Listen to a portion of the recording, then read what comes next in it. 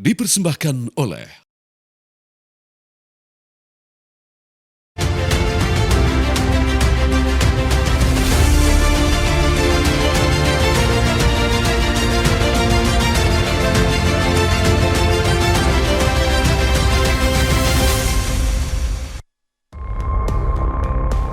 Ini adalah surat dari Home Office Inggris yang menyatakan kalau anak aku yang kedua udah diterima jadi warga negara Inggris. Udah resmi jadi British citizen. I know the world seems unfair, tapi cukup aku aja yang WNI, anak-anakku jangan. Kita usahakan anak-anak dengan paspor kuat WNA.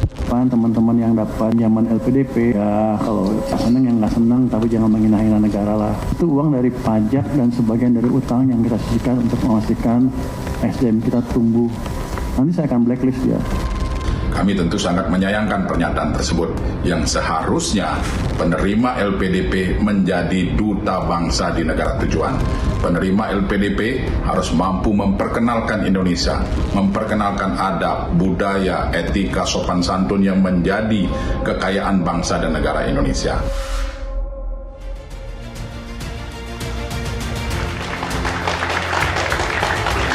Beasiswa dari negara anak jadi warga negara asing, pernyataan dari Dwi Sasenitias cukup menohok dan membuat pro dan kontra di tengah masyarakat. Banyak pihak yang mempertanyakan kenapa dia sampai terlontar begitu bangganya anaknya menjadi seorang warga negara asing, tepatnya mendapatkan paspor WNA Inggris. Padahal dia dan suaminya merupakan worthy LPDP.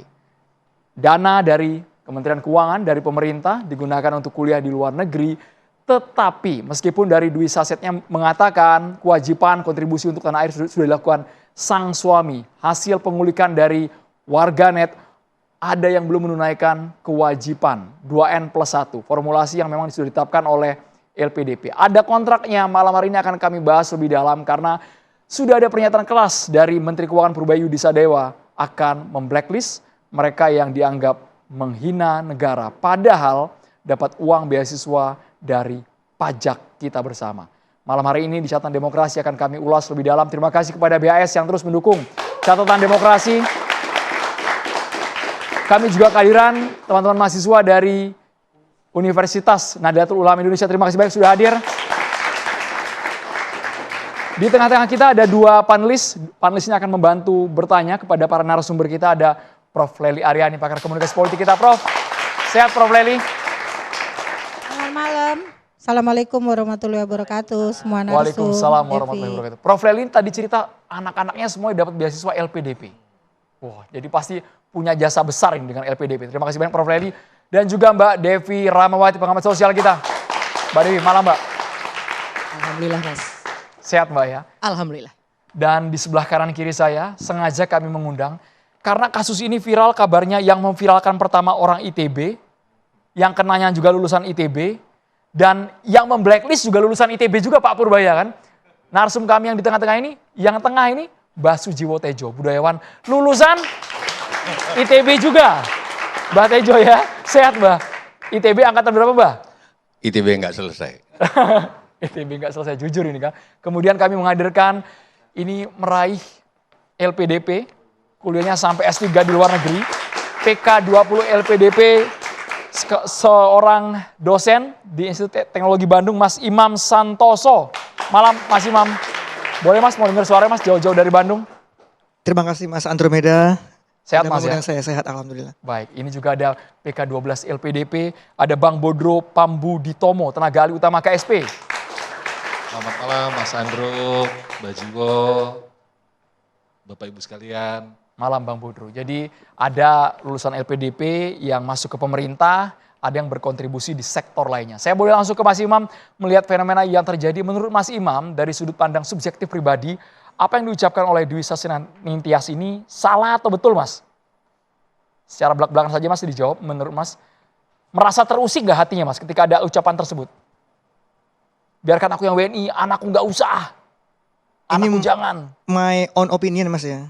Jadi kebetulan saya juga award di LPDP dulu ketika kita wawancara, kita dijelaskan bahwa ini uang dari rakyat, pajak dari rakyat juga, ya kalau bisa nanti kita berkontribusi untuk Indonesia, harus cinta Indonesia, dan kalau bisa mengembalikan kepada rakyat. Dan dalam bentuk karya itu saja ya Mas ya. Dan karena ini adalah uang rakyat, ya tentu saja kita harus bangga dengan rakyat Indonesia, harus bangga sebagai warga Indonesia. Ini pendapat saya, seperti itu. Berkali-kali diucapkan itu, diingatkan sebelum berangkat ke luar negeri. Kita ada PK, bahkan ada lagunya, ada marsnya. Masih ingat Mas? Kalau Mas udah lupa Mas. Itu 12 tahun yang lalu, kita sampai ditempel logo-logo LPDP, motonya, ada marsnya, agar kita cinta Indonesia. Itu betul-betul ditanamkan banget ketika PK itu. Ada marsnya, kita harus hafal, kita bahkan dikirim, kalau saya dulu ke pengabdian, ada pengabdian kita keliling ke rumah yang ada tempat sampahnya, kayak gitu-gitu. Saya dulu ke Bandung, melihat tempat pembuangan sampah, ya mungkin agar kita cinta Indonesia, lihat ini loh rakyat kamu yang nyekolahin kamu seperti ini loh. Jadi saya dulu di dekat Trans 7 di sana ada dekat mall di sana, saya di sana ada munyi daerah sana masuk penduduk yang kurang mampu di sana, kita melihat di sana, kita jalan-jalan ke sana supaya kita mungkin peka, diasah bahwa ya tadi ini loh yang nyekolahin kamu gitu. Nanti kalau bisa kamu mengembalikan dalam bentuk karya, dan berarti kita harus cinta Indonesia, cinta rakyat Indonesia. Jadi ya, karena yang sejujurnya sangat terusik dengan ucapan Mbak Dwi Sasinantias itu Mas ya. Saya sampai susah menyebutkan namanya. Ya, mungkin sedih, tepatnya sedih. Karena yang ketika berangkat tadi, saya tuh sampai Mars ya, sampai harus Mars hafal lagu ini, dikirim ke tempat-tempat orang yang tidak mampu agar kita mungkin biar peka gitu. Jadi sedih gitu dengan fenomena yang ada. Meskipun saat ini ada cap LPDP bukan hanya orang yang mampu secara IQ, secara intelektual, tapi juga mereka yang mampu secara ekonomi juga banyak berangkat dari LPDP. Kalau Mas Imam? Kalau ayah saya tidak sekolah, buta huruf, makanya saya sangat berterima kasih banget untuk LPDP dan rakyat Indonesia. Saya bisa sampai S3 di Finlandia. Dari kecil ingin jadi guru, jadi dosen. Dan dengan rakyat Indonesia, dari uang pajak itu saya bisa meraih mimpi saya. Gitu kan Mbak? Mbak Tejo ini satu kota. Kami lahir dari Ambulu di Jember. Ambulu. Saya lahirnya persis di tempat beliau. Nggak tahu bisa ketemu. Satu kota. Di kampung di Jember, jadi dulu rumah saya itu sangat pelosok. Sampai kalau teman saya itu nyasar. Hampir kecemplung sungai karena di Ambulu paling selatan. Belakangnya udah sungai Mbak. Sudah gunung, itu saking desanya rumah saya kayak gitu. Jadi bapak saya petani, tidak sekolah, buta huruf. Bahkan ketika SMA itu ketika dapat surat dari sekolahan, bapak saya ngamuk, Mbak saya dipanggil, ini surat apa ini? Kan namanya kalau dapat surat dari sekolahan kan selalu, oh anak ini nakal, dapat teguran gitu kan. Ternyata surat, oh mau ngambil rapot gitu. Tapi selalu kaget dulu orang tua, saya tidak bisa bacanya. Makanya saya berterima kasih banget kepada LPDP, rakyat Indonesia. Saya bisa jadi dosen di ITB, sekolah S3. Ini salah satu contoh ya, mengangkat derajat keluarga. Mohon maaf mungkin secara studi yang paling tinggi di keluarga ya Mas Imam. Alhamdulillah ya. Alhamdulillah, ini sangat down to earth, sangat merendah ya Mbak ya. Jadi selama di LPDP apa saja yang didapatkan?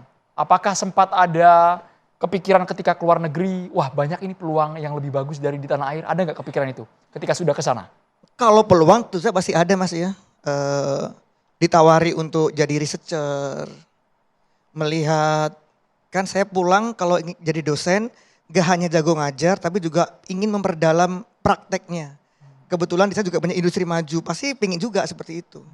Tapi kan karena dulu sudah ikrar bahwa harus pulang, harus ini, mengabdi untuk negara, cepat pulang, ya harus pulang. Karena kita harus komit dengan apa yang sudah kita tulis gitu kan. Jadi ya selesai, pulang gitu. Ini yang saya cukup takjub adalah jiwa nasionalisme Mas Imam konsisten, tidak goyah sama sekali meskipun tertulis Mas ya, ada kontrak tapi kan secara kontrak moral itu bisa diombang-ambing Mas saat di luar negeri. Apalagi ketika melihat nominal, mungkin di sana lebih baik kehidupannya, tidak ada persoalan, tidak ada demo kanan kiri, kritik sana sini, mungkin Mas ya. Jadi sebenarnya sama LPDP kalau tidak salah kita tuh diizinkan Pak. Misalkan setahun di sana. Saya dulu juga setelah lulus izin ke ITB karena saya dosen. saya sebagai ITB izin postdoc setahun. Jadi ketika saya postdoc di Alto kampus saya itu, saya sebagai ITB, sebagai Indonesia gitu Mas. Jadi publikasi saya ada ITB-nya. Jadi sebenarnya diizinkan. Tapi ada maksimalnya. Jadi bahkan kalau tidak salah LPDP juga setahu saya juga mengizinkan kalau kita bekerja dulu di luar negeri atas nama Indonesia. Kan masih kita bangga dong misalkan ada yang bikin vaksin apa gitu-gitu. Tapi tetap at the end of the day kontraknya bagaimana dilihat dulu. Kalau misalkan sesuai dengan kontrak maksimal setahun harus pulang, mungkin ya seperti saya ya pulang. Makanya saya pulang jadi dosen. Gitu-gitu. Jadi menurut Mas Imam secara pribadi apa yang dilakukan oleh Mbak Dwi dan juga suaminya Mas Aryo yang kabarnya akan mengembalikan uang sekitar 2,9 miliar lebih mungkin dan yang bersangkutan juga siap mengembalikan itu kepada negara? Menurut saya harus kita sebut secara positif ya Pak ya. Itu kan berarti kan niat baik untuk mengembalikan uang. Jadi mungkin beliau tidak tahu bagaimana dulu kontraknya, tapi sebenarnya beliau kan kooperatif berarti mau mengembalikan uang. Berarti usaha itu juga harus kita hargai gitu. Macam mengembalikan uang itu ya kita terima kan, uang rakyat mau dikembalikan ya mungkin kita terima gitu. Pendapat saya ya. Ini pendapat yang betul-betul positif dan netral. Mbah Tejo sebenarnya tadi pengen goyangin, tapi tahan dulu ya Mbak ya, tahan dulu Mbak. Iya. Ditahan Kan dulu Mbak ya. Mengembalikan uang rakyat, ya berarti kan beliau kooperatif, ya diterima. Kalau menurut saya. Kalau pertanyaan saya gini, Aduh, Mbak orang yang pengecut sama orang yang berani, bagusan mana? Satu. Jangan-jangan orang dua ini hanya berani saja. Sebenarnya anak-anak muda yang kayak dia pengen juga jadi WNA dalam situasi kayak gini. Nggak jelas kayak gini. Tapi kan berangkat pakai uang pajak Mbak, berangkat pakai uang rakyat Mbak. Oke, itu kan bisa dilihat dari banyak sisi dalam kehidupan.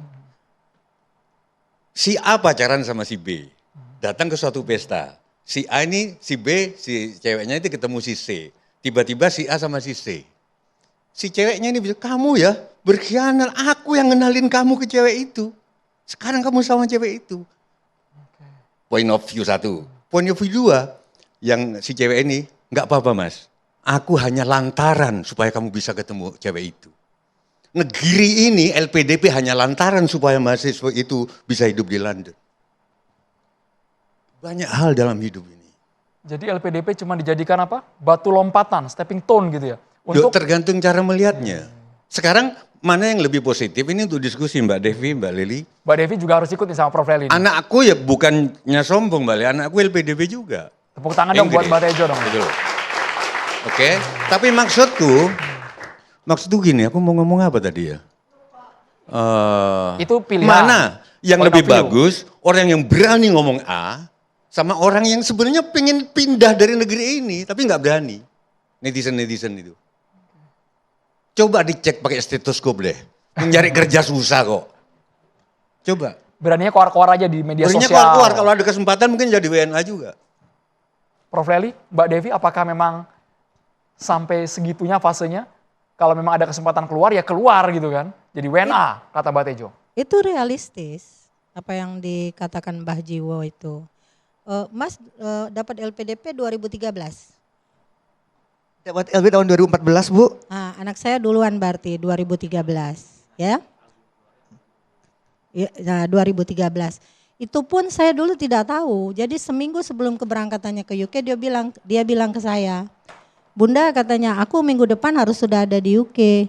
Lah kenapa nak? Aku dapat beasiswa gitu loh. Jadi memang dia dari kecil sudah terbiasa. Waktu dia S1, dia juga kuliah di 2 kampus, UI dan UGM. Sampai semester 3 kita disurati sama UGM. Dipersilakan mengundurkan diri karena SKS-nya tidak terpenuhi. Gimana mau terpenuhi, dia udah kuliah di UI kan. Nah artinya setelah itu dia masih bujangan waktu itu. 2013, 2014 selesai dia pulang. Ketemulah teman kuliahnya yang S1 di UI. Lalu dia menikah, kerja di Indonesia setahun. Lalu kemudian ada lowongan yang dibuka di Inggris, mungkin Mas tahu Chatham House gitu ya. Itu ribuan orang yang mendaftar dari seluruh dunia dengan tes 8 tahap. Lalu yang diterima hanya 2, satu dari Perancis, satu dari Indonesia. Konon kabarnya dialah orang Indonesia pertama yang bisa kerja sana, kan Indonesia. Nah sekarang dengan jabatannya dia 3-4 kali dalam 1 tahun balik ke Indonesia dengan tugasnya ke Indonesia.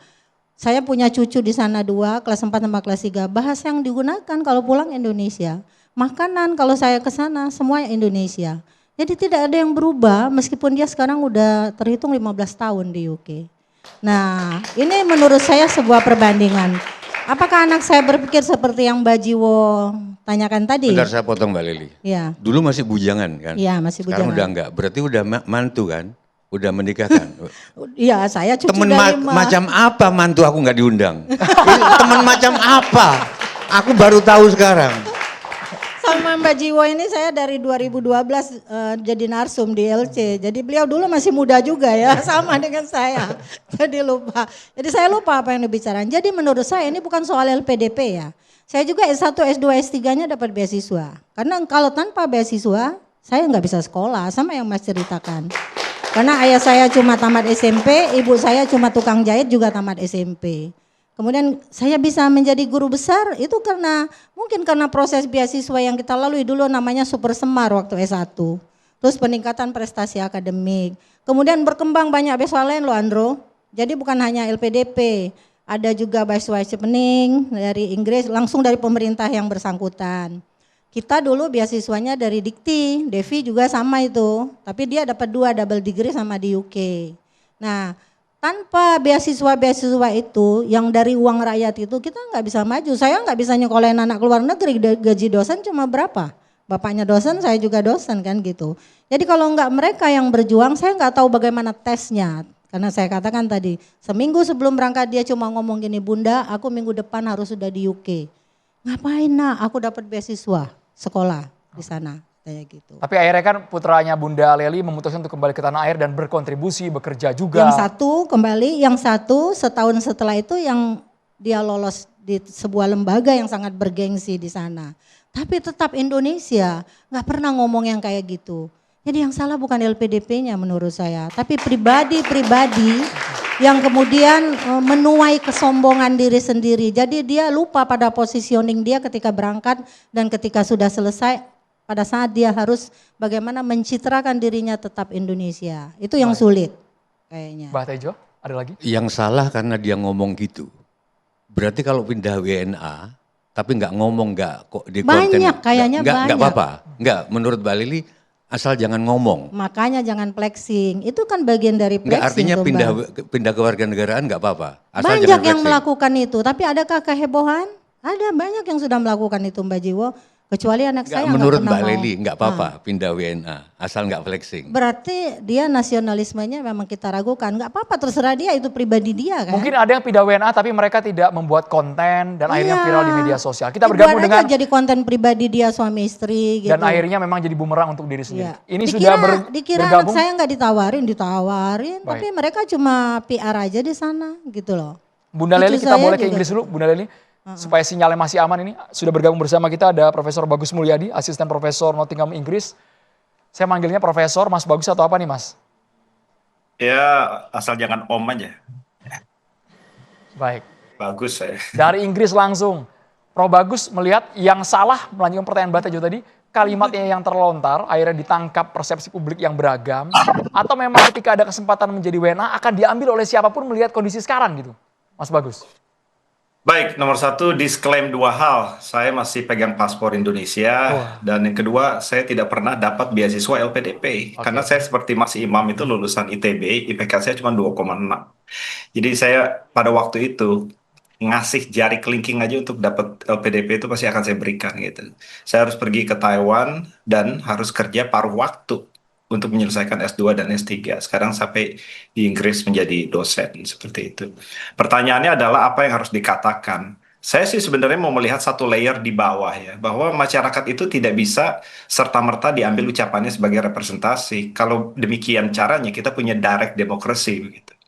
Jadi nomor 1 kita mau lihat bahwa sang bekas pemenang LPDP ini sendiri kurang beretika.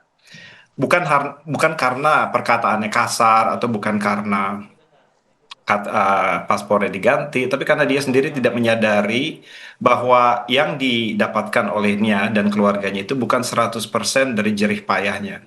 Kita melihat ketimpangan ya. Tadi disebut chevening atau LPDP. Untuk mendapatkan beasiswa itu Anda harus bikin esai yang bagus. Dan untuk mendapatkan esai yang bagus, itu ada orang-orang atau masyarakat yang diuntungkan karena landasan SD, SMP, SMA, bahkan S1-nya itu bagus. Makanya kalau kita lihat dari persebaran LPDP itu, sebagian besar anak Jakarta, bahkan Jakarta Selatan. Walaupun ada afirmatif 3T akses untuk LPDP, Anda mau mengharapkan orang-orang di daerah timur Indonesia untuk nulis esai yang bagus itu belum bisa. Seperti itu. Chevening pun mendapatkan permasalahan seperti ini. Jadi itu tidak beretikanya karena dia tidak sadar akan keistimewaannya dia sendiri. Tapi kemudian yang jadi permasalahan adalah mengapa reaksinya begitu luar biasa, begitu marahnya orang-orang. Kenapa? Awardee itu dari kata pemenang. Pemenang itu artinya pemenang kompetisi, ada kompetisi di belakangnya. Di dalam negara atau sistem yang meritokratik, pemenang itu dirayakan, diarak-arak bahkan. Harusnya seperti itu.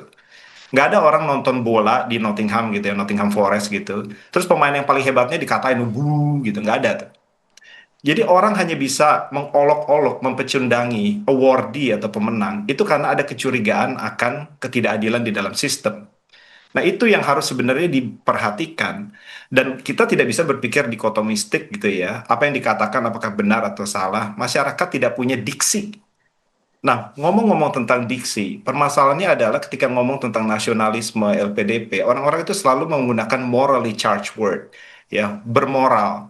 Diksi seperti mengabdi, balas budi, itu mengimplikasikan ada kebaikan moral di baliknya, gitu loh.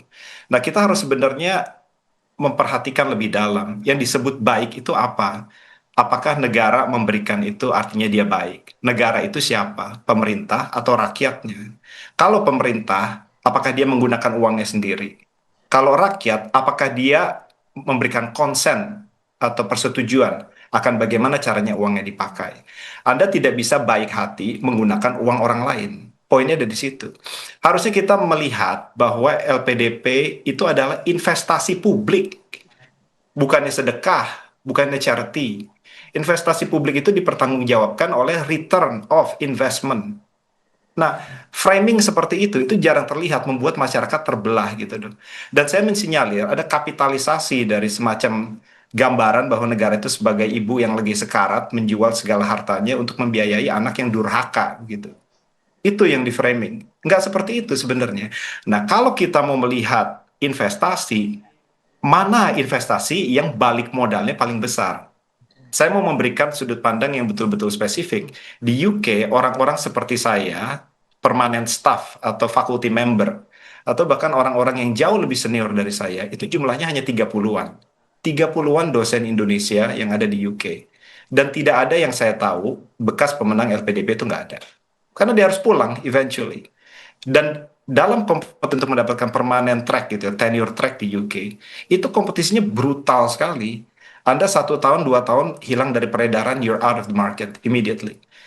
Dan kompetisi untuk masuk sebagai faculty member itu bukan dari UK saja, dari seluruh dunia. Nah, di lorong saya nih di depan, itu jauh lebih banyak orang China daripada seluruh orang Indonesia yang ada di UK. Nah, pertanyaannya sekarang, apakah itu penting? Seperti itu. Nah, orang tuh salah kaprah melihat bahwa lulusan S3 itu dianggap sebagai ratu adil. Dia pulang ke Indonesia bisa menghasilkan impact. Anak lulusan S3 itu masih bayi dalam konteks ilmu pengetahuan, sains, dan teknologi. Dia bahkan belum bisa mengagendakan riset dia sendiri. Dia masih bergantung kepada grup riset dia. Dia disuruh pulang, disuruh merubah ekosistem riset di Indonesia. Nggak akan bisa begitu. Orang-orang Indonesia, ITB, UI, UGM, itu harus berkompetisi dengan Nottingham, Coventry, Warwick, Imperial College, yang di dalamnya itu postdoc dari seluruh dunia. Permasalahannya adalah begini, kalau kita bicara tentang investasi, maka orang-orang yang bisa mendapatkan posisi di luar negeri, walaupun saya tahu ya, LPDP mengizinkan 1-2 tahun postdoc, tapi kalau dia bisa dapat tenure track, you have to chip in on that. Anda harus investasi besar-besaran di situ. Karena 1-2 miliar atau 3 miliar taruhlah, menginvestasikan orang untuk bisa kuliah, dan itu dapat PhD itu ya, 3 miliar itu. Orang-orang seperti saya bisa bawa dana hibah 1 tahun, kalau dia menang tentu, kalau kalah ya nggak bisa. Tapi kalau dia menang, itu tataran sekitar 300.000 pound sterling. Dalam 1 tahun dia bisa balik modal berkali-kali lipat. Nah, cara pandang seperti ini tuh harusnya dimengerti oleh bankers atau ekonom yang menduduki wilayah kepemimpinan LPDP. It's a long-term investment. Nah, kalau kita detach dimensi moral dari dimensi investasi, masyarakat tidak akan terbelah seperti ini. Dan saya akan sangat menyayangkan sekali kenapa diskusinya itu mempecundangi seluruh masyarakat LPDP. 4.000 orang yang dibiayai oleh LPDP. Sebagian dari mereka itu betul-betul bermimpi untuk memperbaiki Indonesia. Sekarang namanya dipecundangi seperti itu. That's not funny. Jadi ini murni individu yang tidak beretika menurut Mas Bagus ya. Jangan dicap bahwa semua award di LPDP berpotensi melakukan hal yang sama. Tidak sama sekali. Hanya dua orang mungkin. It's not like that. Yes, tidak beretika. Tapi permasalahannya lebih dalam dari situ. Permasalahannya struktural. Saya tadi bilang bahwa di dalam sistem yang meritokratik, pemenang itu dirayakan. Dengan diburunya anak-anak LPDP itu menyingkap semacam ketidakadilan implisit di dalam akses kepada LPDP. Nah, itu apa? Harusnya kita diskusi di situ. Mbak Devi? Ya, tadi saya tambahin dikit. Prof. Leli? Mas Andro. Jadi artinya yang disampaikan oleh Mas Bagus, LPDP-nya bagus. Jadi permasalahannya bukan di LPDP-nya, di individualnya. Tapi saya ingin nanya, kan fungsi kita di sini nanya juga ke Mas Bagus. Mas Bagus kan bisa sekolah sampai S3 bukan melalui beasiswa yang dari Indonesia kan tadi diceritakan ya. Lalu kemudian apa motivasinya untuk menetap di sana sehingga tidak ingin balik ke Indonesia? Kan tidak harus yang menggunakan LPDP bisa balik ke Indonesia atau harus balik ke Indonesia. Motivasinya apa? Saya ingin balik. Sekarang betul saya ingin balik. Itu Mas Imam tahu. Tapi permasalahannya begini, untuk staf akademik diaspora untuk balik ke Indonesia untuk perekrutan sejawat itu masih belum dimungkinkan sekarang. Kalaupun dimungkinkan masih dalam level ketetapan menteri. Saya harus balik ke Indonesia, saya harus mulai dari semacam asisten ahli dulu. Seperti itu. Ya, memang filosofinya PhD itu kan philosophy of doctor. Artinya orang yang memulai kembali ilmunya belajar lagi dari awal. Jadi yang diceritakan Mas Bagus itu benar. Jadi orang dokter itu nggak bisa dituntut banyak. Jadi ada sistem yang juga harus dibangun di Indonesia untuk bisa menghargai mereka-mereka yang sudah selesai sekolah. Jadi kesannya kalau Mas Bagus pulang ke Indonesia akan downgrade, dia akan mulai lagi tentu dari ya. awal. Tapi menurut saya pemerintah juga harus introspeksi diri ya. Barangkali ketimbang merekrut misalnya juru bicara presiden, kantor staf yang sebagainya yang belum jelas pendidikannya barangkali ada. Kenapa tidak mereka yang 4.000 orang tadi yang udah jelas dibiayai oleh negara lalu kemudian dimanfaatkan. Kamu ilmunya apa nih? Kamu tentang gizi, sekarang lagi ada MBG. Mereka yang dimanfaatkan, yang bekerja di sana. Itu Mas maksud Bagus. saya. Mas Bagus silakan. Saya chip in ya sedikit ya. Untuk orang yang bergelut di dunia fisika engineering atau physicist, Anda tidak akan melakukan riset apapun tanpa sinkrotron atau NMR atau CT scan, can't do anything. Jadi permasalahannya orang-orang yang lebih senior, saya bukan bicara tentang saya, orang yang jauh lebih senior, Profesor Halim, Profesor Beni Cahyono, ada beberapa di UK. Dia balik ke Indonesia tidak akan bisa melakukan apa-apa. Anda bicara tentang berkontribusi di dalam Indonesia, kontribusi yang mereka lakukan di luar negeri itu jauh lebih besar dari ketika mereka berada di Indonesia. Saya kasih contoh yang konkret. Ketika dia memenangkan dana hibah, dia tuh memenangkan dana hibah dari UK bukan dari Indonesia. Dia bawa uangnya untuk mendidik menjadi supervisor mahasiswa doktor di Indonesia. Dia bisa membiayai orang-orang Indonesia untuk pergi ke sana. Dia bisa menggunakan fasilitas universitasnya, Warwick, Imperial, Durham, untuk membiayai orang Indonesia. Negara-negara yang maju itu menggunakan diaspora mereka sebagai anchor. Dari situlah pengaruh negara itu diberikan. Di Nottingham, itu saya dan atasnya pendidikan pada waktu itu membuat kelas bahasa Indonesia. Kalau tidak ada COVID, maka Nottingham adalah Universitas Russell Group pertama yang menawarkan kelas bahasa Indonesia di luar SOAS. Dan Cina itu membangun Confucius Institute. Jerman itu membangun Goethe Institute. France itu membangun Alliance Francaise. Tujuannya adalah untuk memberikan pengaruh. Dia memberikan anchor di situ, didukung habis-habisan supaya isu negaranya itu menjadi agenda utama di host institution. We have to think like that. Itu namanya diplomasi sains seperti itu. Dan negara-negara yang lain memaksimalkan itu. Kita saja yang tidak punya. Nggak ada Garuda Institute atau apa di Indonesia di situ.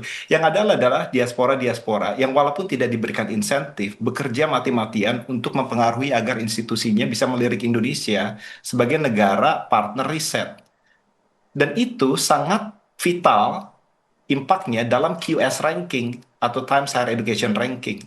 Untuk mendapatkan impact yang bagus, salah satu kriterianya adalah reputasi Anda di luar negeri.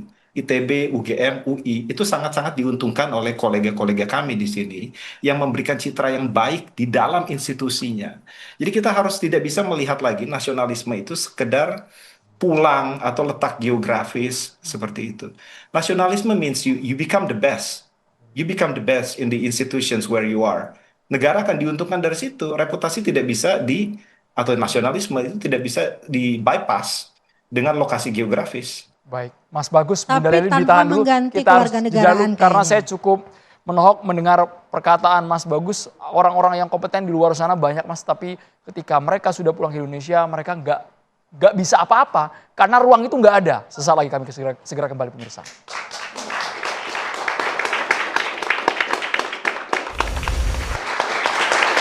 Sekali lagi kami tidak mau menjudge satu orang apa yang diucapkan oleh Wardi LPDP, Dwi dan juga suaminya, tapi paling tidak kita harus membenahi secara sistemik. Mbak Devi, kita berikan kesempatan untuk bertanya. Ya, sebelum bertanya saya mau menyampaikan saya sepakat dengan para beliau tadi. Jadi pertama yang perlu kita lihat adalah sosok adinda kita yang kemudian membuat heboh jagat Nusantara yang sebenarnya adinda tersebut mewakili wajah Indonesia. Kenapa? Kalau kita lihat riset dari mulai 2021 sampai terakhir 2025 tentang bagaimana perilaku manusia Indonesia di planet digital, kalau soal kecakapan indeksnya tinggi sekali. Artinya orang Indonesia dalam hal menangkap, mentransfer kecanggihan teknologi terbaik. Tapi angka yang selalu sangat rendah adalah soal etika. Dan ketika bicara data itu, data Indonesia. Artinya apa? Adinda kita tercinta tadi tidak sendirian. Bisa jadi saya salah satu pelakunya di mana ketika sudah ada di dalam ruang digital kita melupakan etika. Dan ini menarik bagaimana adinda tersebut mewakili kelompok elit negeri ini. Artinya apa? Dia sekolah sampai ke luar negeri. Ingat data negara menunjukkan ketika ada 10 orang Indonesia jalan, 6-nya, 10 nih jalan, 6-nya maksimal lulusan SMP saja sudah bagus. Artinya di negeri ini lulus SMA saja sudah top. Apalagi yang kemudian sampai ke luar negeri dan dibiayai oleh pajak. Artinya apa? Hati-hati, adinda ini merefleksikan diri kita. Ingat data riset yang bicara, bukan kata saya. Yang kedua, menarik tadi yang disampaikan oleh para beliau. Kita tidak salah untuk selalu belajar dari sejarah.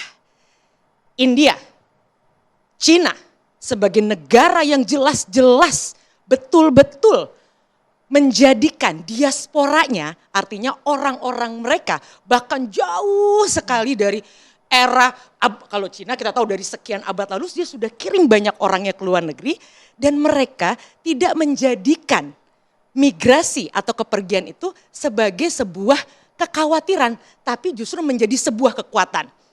India contohnya, kita bicara data saja gitu ya, bagaimana data uang yang masuk ke India berkat semua warga India yang bahkan paspornya sudah bukan India, itu nilainya 2.000 triliun.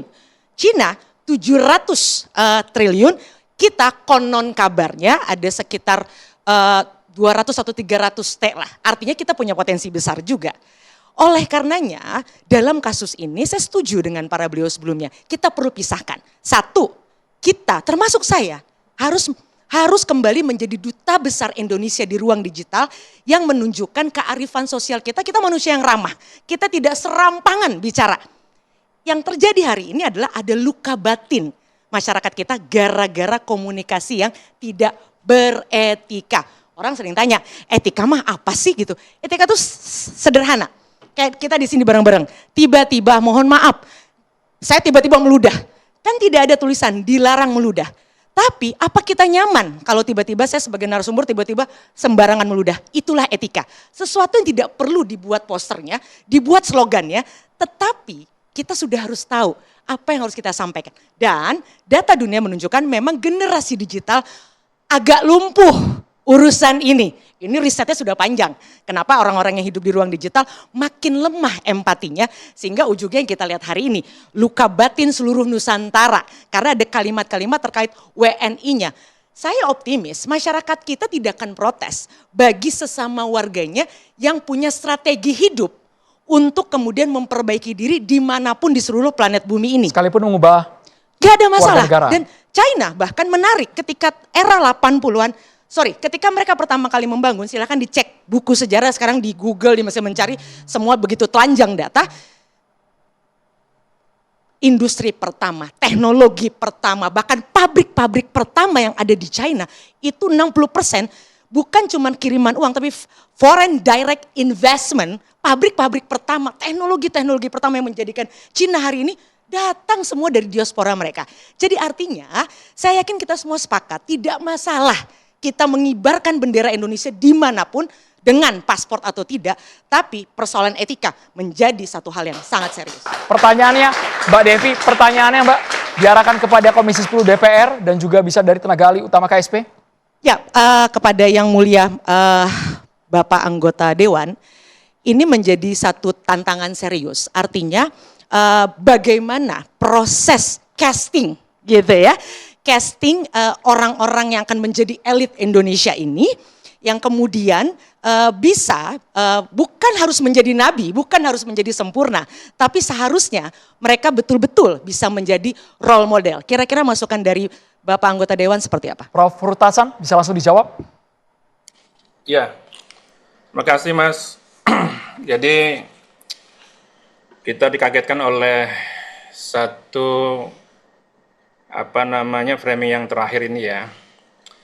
Kalau kita dari Komisi 10, tentu ini adalah satu catatan tersendiri ya bagi kita, bahwa tujuan daripada LPDP sebetulnya apa sih? Tujuannya adalah awalnya itu menyiapkan anggaran pendidikan beasiswa untuk masyarakat yang ingin maju dan bisa belajar di luar negeri atau di top dunia lah, kira-kira begitu. Nah, masyarakat melihat bisa dilakukan dan bisa juga tidak dilakukan, tergantung daripada kemampuan masing-masing. Ya contohnya tadi Mas Bagus ya bisa mandiri lah kira-kira gitu. Yang kita ikat di sini adalah ketika masyarakat atau anak-anak Indonesia ingin menggunakan fasilitas LPDP ini, ya tentu harus dilakukan apa yang disebut dengan perjanjian atau MOU atau setidaknya ada ikatan kira-kira begitu. Nah, saya setuju dengan pernyataan Mas Bagus tadi bahwa ketika dia udah lulus, pulang ke Indonesia, ada nggak sawahnya? Kira-kira begitu ya. Nah inilah yang menjadi penting bagi kita, catatan adalah ekosistem harus kita buat. Agar anak-anak kita yang tujuannya adalah mencetak calon-calon pemimpin masa depan, calon-calon generasi muda yang memang kita harapkan bisa membangun Indonesia kembali, itu memang yang diharapkan seperti itu, kembali lagi membangun Indonesia. Cuma persoalannya adalah apakah ada lahan, ada tempat di sini untuk berkaryanya, itu yang jadi penting. Nah oleh karena itu kami di Komisi 10 tentu ini adalah akan kita coba diskusikan lebih lanjut ya. Mas Bagus, di kita ini sudah ada BRIN ya, Badan Riset Inovasi Nasional. Kebetulan itu adalah mitra kerja saya juga. Saya kira di situ hampir semua periset sudah bisa kita kita bisa wadahi ya. Cuma memang mungkin persoalannya adalah soal penghargaan juga. Ini menjadi catatan penting juga. Tadi Mas Bagus sudah sampaikan adalah ketika saya misalnya balik lagi ke Indonesia, dimulai lagi dari nol atau dari asisten ahli. Nah itu betul Mas ya. Jadi ini harus ada diskresi atau penghargaan khusus ya, kira-kira begitu. Bagaimana caranya agar jangan diperlakukan sama lah dengan yang masih istilahnya itu fresh graduate atau seperti apa. Nah ini menjadi catatan saya adalah bagaimana caranya kita membuat ekosistemnya dulu ya, supaya anak-anak Indonesia yang belajar di luar negeri ini adalah benar-benar ya bisa kita harapkan untuk membangun Indonesia ke depan. Itu menurut saya Mas ya. Saya boleh langsung ke Mas Boldro. Jangan sampai lulusan kompeten dari luar negeri ini tidak ada jaminan Mas, nggak punya lahan ketika pulang ke tanah air. Pertama mungkin kita harus pahami dulu Mas Andromeda, apa sih beasiswa LPDP itu? Seperti itu, semangatnya seperti apa? Satu, kita garis bawahi program beasiswa LPDP adalah beasiswa negara, beasiswa pemerintah Indonesia. Jadi saya selalu ingat, mungkin sama dulu Mas Iman juga saat program ya. Kita selalu disampaikan dalam persiapan program keberangkatan seperti itu, bahwa yang namanya award di LPDP itu bukan sekedar scholarship recipient, penerima beasiswa. Mengapa seperti itu? Karena ini beasiswa negara, ada amanah rakyat yang dititipkan dan memang ditujukan kepada orang yang memang cinta benar sama negara kita. Apapun konsekuensinya, memang sangat targeted dan orangnya terpilih seperti itu. Jadi sangat selected dan membawa amanah dari rakyat Indonesia. Itu berkali-kali, mungkin sampai sekarang pun mungkin terakhir Bu Menteri Sri Mulyani juga sering sampaikan saat mengisi materi keberangkatan bahwa saat award di LPDP itu mengemban nama awardee, termasuk juga alumni, maka kita harus sadar kita menjadi figur seperti itu. Menjadi public figure atau menjadi sosok yang akan dinilai setiap tindak tanduknya. Oleh karena itu tadi, kita harus alumni, baik juga yang sedang on progress, harus menyadari bahwa ada tuntutan masyarakat di sana. Maka kita harus lebih aware, lebih sensitif, tidak tone deaf terhadap kondisi yang ada di masyarakat. Jadi kembalikan ke konsep itu pertama kali, bahwa beasiswa ini memang selected seperti itu, dan top of the top, mereka terpilih seperti itu, walaupun ada program afirmasi juga tentunya. Dan tentunya tadi, harus berhati-hati dalam artian kita menyadari bahwa ini pajak negara yang digunakan. Tapi di akun pemerintah ada juga 1-2 orang yang akhirnya tone deaf, ada Mas ya, yang sampai mengembalikan uang ratusan juta, sudah pernah kejadian, akhirnya dia lepas dan tinggal di luar. Nah, saya dapat informasi seperti ini mungkin Mas, dari beberapa kali mungkin paparan Pak Direktur beasiswa LPDP, kita sudah ada alumni sekitar 32.000. Kasus yang sampai pengembalian kalau nggak salah hanya 8. Memang minimalis. Tetapi lagi-lagi hal semacam ini yang baru-baru viral terjadi ini sebisa mungkin jadi momen mengingat kita, khususnya para awardee LPDP, baik alumni dan yang sedang proses, bahwa kita itu hanya berapa persen sih dari jumlah penduduk sebanyak ini, dan LPDP sudah, dan negara Indonesia sudah memberikan kesempatan sebesar ini kepada kita. Dan harus sadar bahwa tidak hanya negara yang memberikan, tapi juga masyarakat. Maka kembalikan ke konteks itu. Karena tadi salah satu narasumber juga menyampaikan ketika sudah sampai di luar negeri, tawaran pasti banyak. Saya juga mantan alumni LPDP, ketika di luar negeri pasti ada tawaran. Tapi kembalikan ke niat awal tadi, ketulusan tadi, bahwa ketika kita memilih program LPDP, semangatnya memang untuk membangun Indonesia seperti itu. Itu yang harus kita garis bawahi. Seperti itu mungkin yang Tapi yang saya khawatir kalau ada labeling meskipun sudah lulusan luar negeri tidak dihargai di dalam negeri. Nah, tadi semangatnya gini Mas. Ketika kita sadari dari awal, program LPDP itu adalah program yang yang sangat melekat pada rakyat Indonesia dan tujuan untuk rakyat Indonesia. Pasti kita sendiri pun akan lebih piawai membuat atau mencari terobosan. Selain itu kita lihat juga kalau dari LPDP sendiri juga terus memberikan pengembangan. Seperti ada yang namanya talenta LPDP, model untuk hook up bisnis seperti itu. Jadi penghubungan channel bisnis. Jadi itu ada. Tapi lagi-lagi ketika program LPDP kita ikuti, kita harus sadari memang kita itu memilih program ini dengan sadar dan ingin membangun Indonesia. Nah, saya perlu tambahkan lagi.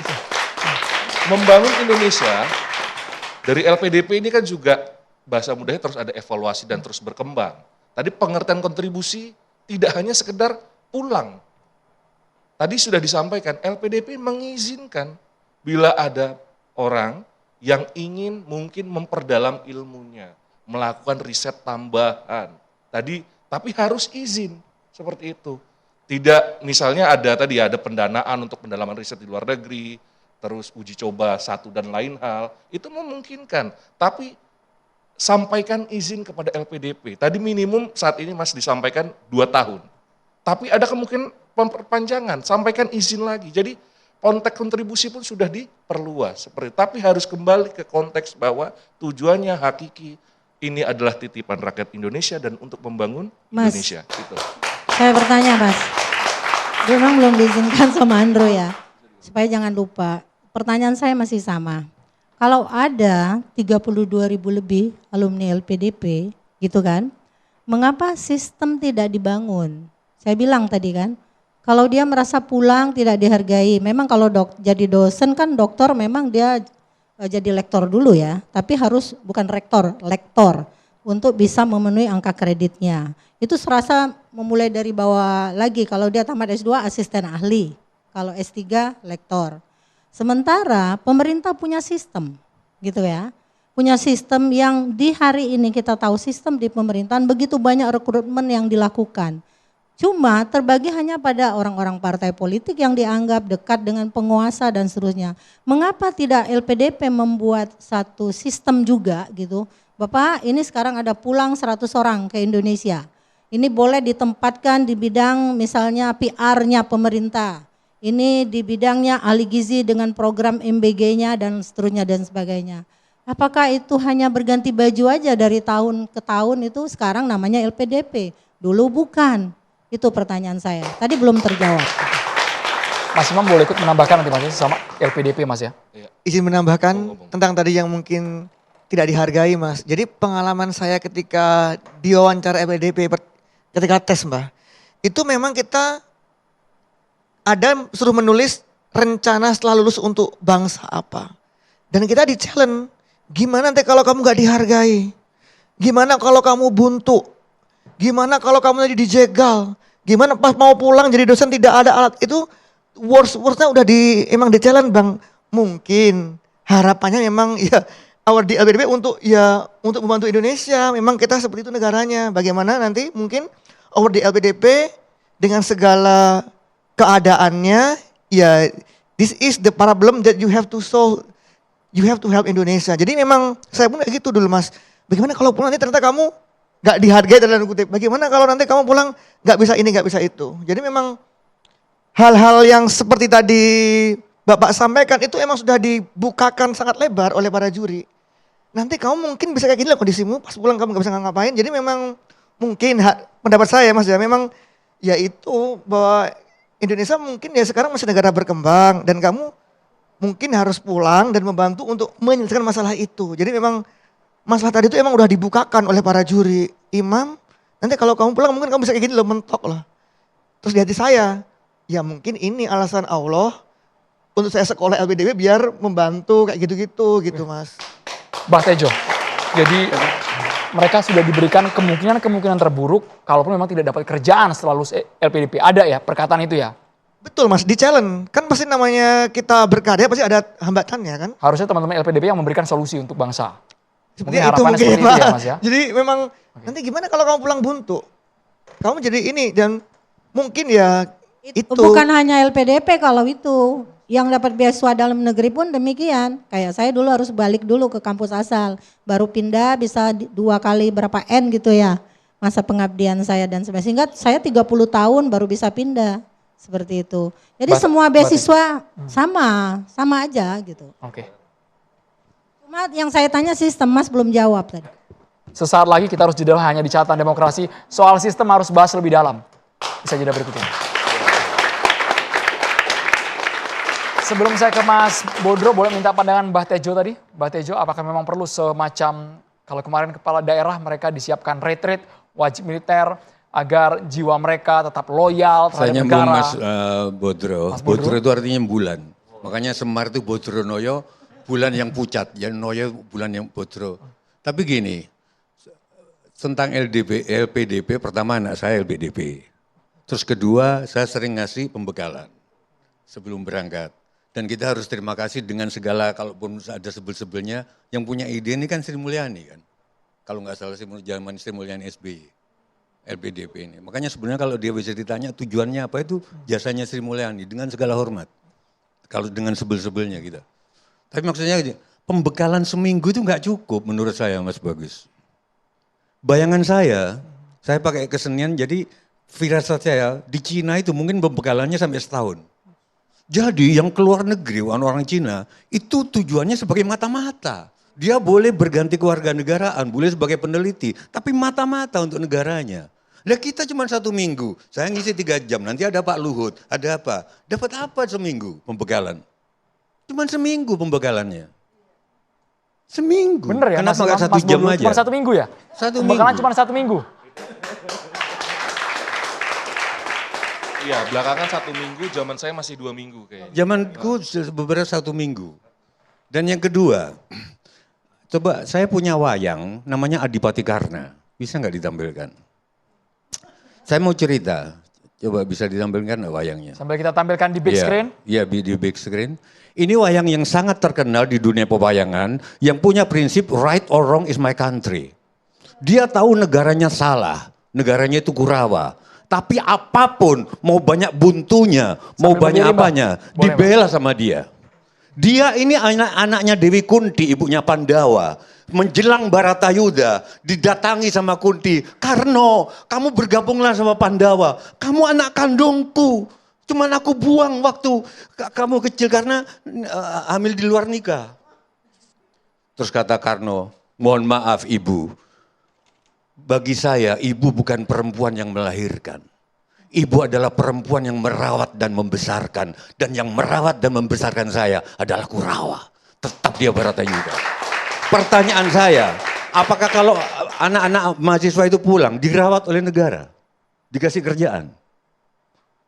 Enggak. Apakah reok itu dirawat? Begitu dia ke Malaysia, wow netizen ribu. Netizen itu memang, padahal begitu di Indonesia cuman pentasnya di lampu merah. Nggak dirawat. Begitu dia ke tempe dihina-hina. Begitu dia ke Jepang, tempe punya kita. Ya apa sih bangsa kita ini? Wayang dihina sama seorang ustadz walaupun sebenarnya nggak menghina. Netizen menghina, wayang itu budaya. Allah, dia nggak pernah nonton wayang. Itu netizen. Sorry netizen, kalau netizenku jangan terlalu didengar gitu loh. Nah begitu juga yang ini, apa salahnya kalau lihat Bu Leli tadi, dia yang salah cuman karena WNA-nya itu kok flexing. WNA anaknya flexing. Apapun mau dirinya. Sekarang konsep negara itu apa sih? Setelah neoliberalisme ini, mau dia kerja di sini, tetap aja kerja di internasional karena kita bekerja dengan standar internasional. Kalau nggak percaya kamu jadi dokter terus kayak Terawan atau kayak Gunawan Simon merawat herbal, pasti dipecat. Harus pengobatan barat. Begitu juga hukum, begitu juga kuliah. Jangan mengajarkan hal-hal, padahal menurut Ki Hajar Dewantoro, Tridharma perguruan tinggi itu yang betul bukan pendidikan, penelitian, pengabdian masyarakat. Enggak. Pengabdian dulu. Dicatat petani-petani itu hidupnya gimana, dicatat hukum-hukum kita gimana, diteliti dan itu yang diajarkan. Jadi khas kita. Geologi ini Bagus Mulyadi yang bilang, geologi ketika raja berdiri dari Siti Hinggil Keraton dan di sana Tugu, terus sana Laut Selatan dan di sana Merapi. Itu proses geologi sebenarnya, tapi dibilang klinik karena nggak diteliti. Itu Bagus Mulyadi nanggung, mestinya diteliti. Tapi apa kurikulum kita, dosenku dulu geologinya juga lulusan Itali. Jadi maksudku mau kerja dimanapun, kita kerja di internasional kok sekarang. Di sini suasananya bangunannya internasional, di mana-mana kita pakai jas padahal negara tropis. Anda pakai celana padahal harusnya kalau di tropis pakai sarung karena nggak lembab. Ini serius. Enggak, maksudku jangan apa-apa acuannya barat gitu ya Mbak ya. Pandangan Neolips adalah dulu kalau di rumah Bodro ini ada pohon mangga di pekarangannya, itu milik dia. Pandangan Neolips, karena aku punya pengetahuan tentang mangga. Mas Bodro, kalau mangga itu sampean petik, ini aku gampangin aja. Aku kan nggak tinggi-tinggi kayak Bagus Mulyadi ngomongnya. Aku rendah aja. Itu cuma dimakan dagingnya, peloknya dibuang. Aku meneliti, aku kulitnya bisa untuk kosmetik, untuk lebih berguna untuk dunia. Maka mangga itu juga punyaku. Itu sekarang paham. Jadi paspor itu hanya untuk kalau kita mau kenceng ke Singapura kita perlu paspor. Paspor gunanya cuma itu, nasionalisme itu apa? Ini yang contoh soal Karno, apakah itu akan kita anut? Terserah, kalau aku sih lebih setuju ke Mbak Desi, Mbak Devi, Bu Leli. Cuman masalah flexing, kalau mau pindah WNA ya pindah di mana-mana sama satu bumi kok kita. Semua apa kita nggak pakai standar internasional? Aku tahu waktu EPTN, pesawat Nurtanio, itu sebenarnya standarnya udah terbang, tapi yang bikin sertifikat Amerika supaya bisa dilakukan. Akhirnya yang beli tetangga-tetangga cuman Iran. Dan apa yang dilakukan oleh Indonesia? Menghina Habibie, pesawatnya apa? Nggak laku. Padahal karena nggak dapat sertifikat. Ya memang, sorry kalau di debat mau didebat silakan. Ketika sampean bangga kita merdeka, aku punya firasat, feeling, wangsit, bahwa tahun-tahun itu negara barat sudah capek menjajah secara fisik.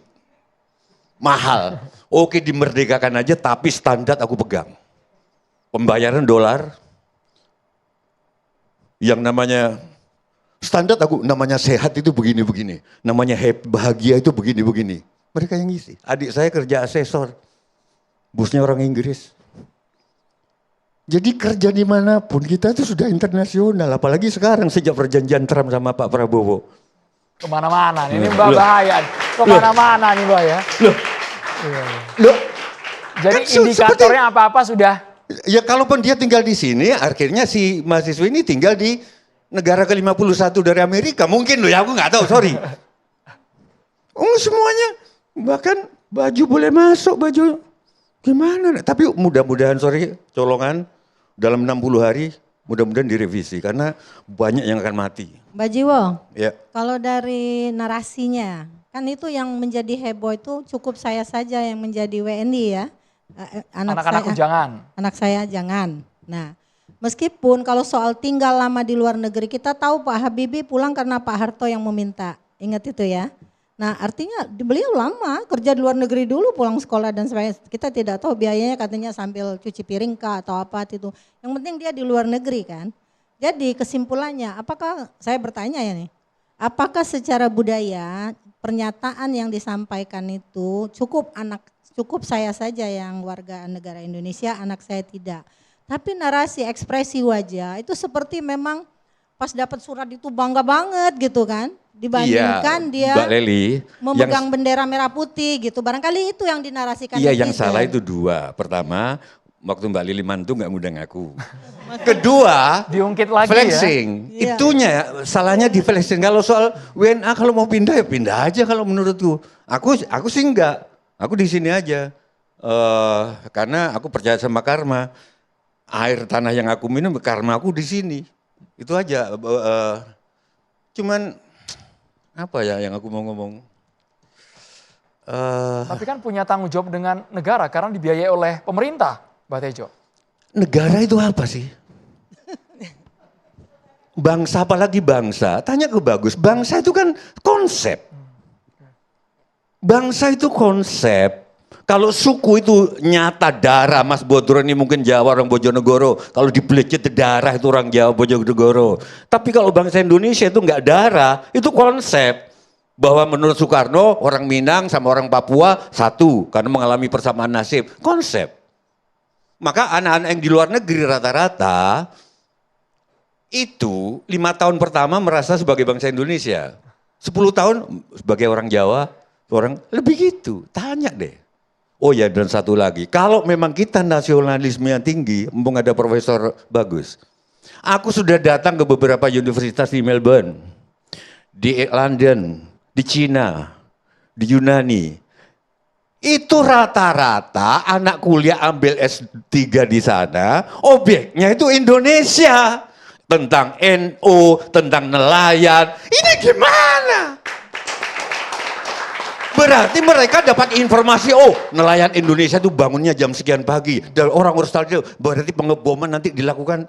Mestinya neliti tentang suku aborigin. Tentang itu, bawa pulang ke Indonesia. Itu baru LPDP. Bawa penelitian dari Indonesia ke sana buat apa? Nyugin wong sana. Makanya aku nggak mau lulus dari ITB, sorry. Mas Bagus komentar lu boleh. Mas Bagus soal jiwa nasionalisme, Mas Bagus komentarnya Mas.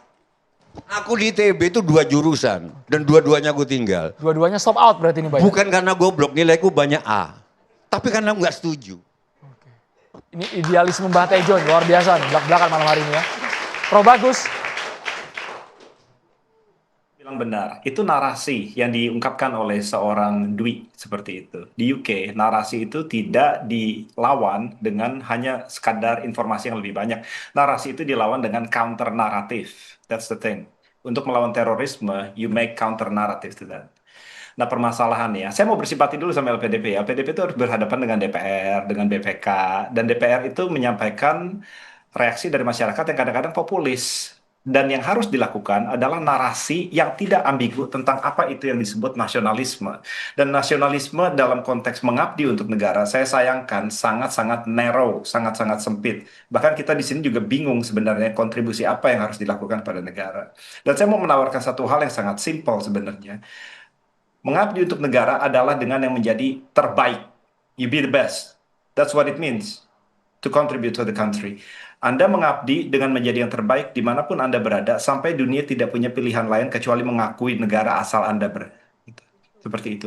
Dan tadi betul sekali dibilang, memang konsep nasionalisme kita tuh selalu inward, tidak outward. Nasionalisme itu harus outward. Di UK, di Skotlandia, itu ada batu perdikan, namanya batu sangguran. Diambil oleh Thomas Raffles, diberikan kepada superiornya, namanya Lord Minto. Dan saya mengumpulkan akademisi-akademisi Glasgow di situ untuk menyoroti permasalahan itu. Narasinya apa sekarang? Narasinya adalah ilmu bumi berasal dari Jawa. Ilmu buminya berasal dari Jawa. And you would defend that. Karena sebelum dunia tahu tentang apa itu sebenarnya manifestasi geologik akibat interaksi lempeng tektonik, orang naturalis datang dulu ke Yogyakarta, dia lihat bahwa ada hubungan antara Nyai Roro Kidul dengan penunggu Gunung Merapi. Dari situlah kausalitas itu memercikan ide bahwa dunia itu dikarakterisasi oleh interaksi antara lempeng tektonik. Dan kapal ekspedisi sains dari Amerika, Luciat dan Monsoon tahun 1960 mengkonfirmasi hal itu. Narasi seperti itu tidak pernah dibangun, hanya dikerucutkan sebagai balik ke Indonesia berbakti. Mau ngapain berbakti Indonesia? Anda harus berkata kepada orang UK, ilmu bumi berasal dari Indonesia, kembalikan batu perdikan itu karena di situ memegang kunci informasi bahwa benar atau tidak kekuasaan dari Jawa Tengah ke Jawa Timur itu diakibatkan oleh Gunung Merapi. Semuanya ada di situ sebenarnya. Tapi kalau repatriasi itu hanya sekedar masalah nasionalisme, dibalikan ke Indonesia, masukin museum, museumnya kebakaran dan hilang. Masyarakat tidak akan punya ide tentang apa yang harus LPDP lakukan. Dan permasalahannya Indonesia itu betul-betul kaya sekali. Dan kita bicara tentang arkeologi. Arkeologi itu kiblatnya adalah Indonesia sebenarnya. Di Sulawesi ditemukan lukisan gua tertua. 68.000 tahun yang lalu dibandingkan piramid yang baru 5.000. You can actually say bahwa kiblat arkeologi itu Indonesia. Beri-beri vitamin B ditemukan di Batavia. Itu yang seharusnya anak LPDP tahu. Dan ketika dia keluar negeri, dia mau ekspansi di situ. Dia mau bilang bahwa ilmu pengetahuan itu bukan datang dari barat. Permasalahan tentang etika, saya rasa itu sangat-sangat kerdil ya. Etika seperti itu. Dunia ini sedang mencari etika lingkungan sebenarnya. Apa yang harus kita lakukan dengan lingkungan? Dan orang selalu berkaca pada teori Aldo Leopold atau ekofeminisme. Orang-orang Indonesia itu di Sulawesi minimal, dia sudah tahu lewat karya tulis terpanjang di dunia namanya Lagaligo, bahwa manusia itu adalah mikrokosmos dari alam itu sendiri. Jadi dia diciptakan bukan kaset kosong, produk dari social structure atau bukan sebagai tabula rasa, tapi dia diciptakan sebagai penjaga keseimbangan antara dunia bawah laut dengan dunia di atas laut. Itu mitos, betul. Tapi itu adalah fondasi dari narasi filosofis tentang apa yang kita harus lakukan menghadapi perubahan cuaca. Oke. Tapi yang kita hadapi adalah orang Amerika, orang Cina, orang Cina bahkan, dan orang Inggris itu datang ke Nusantara mengajari kita bagaimana caranya memeluk matahari, memanggil alam semesta itu ibu. Kita sudah tahu itu. Tapi nggak pernah levelnya pada diskusinya seperti itu. Levelnya harus selalu kepada pemegang paspor hijau gitu. Anda mau pegang paspor hijau, kontribusi Anda dinilai dari sebenarnya gampang. Apakah selama memegang paspor itu, kontribusi Anda itu lebih besar daripada benefit yang Anda terima? Menarik Mas Bagus, pertanyaan itu lebih besar kontribusinya ketika memegang paspor hijau atau benefit untuk negara? Sesaat lagi Mas Bodro harus menanggapi hanya di Catatan Demokrasi. Jadi kalau menurut Mbak Devi perlu tidak sampai tahapnya di blacklist orang-orang yang memang dianggap menghina negara tersebut? Ya, menurut saya kita tidak perlu emosional. Kita harus dengan melihat ini secara struktural. Tentunya mengutip para beliau tadi mengatakan banyak pendapat. Nah, artinya negara yang hari ini sudah sangat maju membuktikan bahwa keturunan mereka gitu ya, keturunan mereka yang artinya dulunya benderanya China, India, itu menjadi mesin investasi. Satu. Kemudian mereka menjadi sumber dari jaringan teknologi.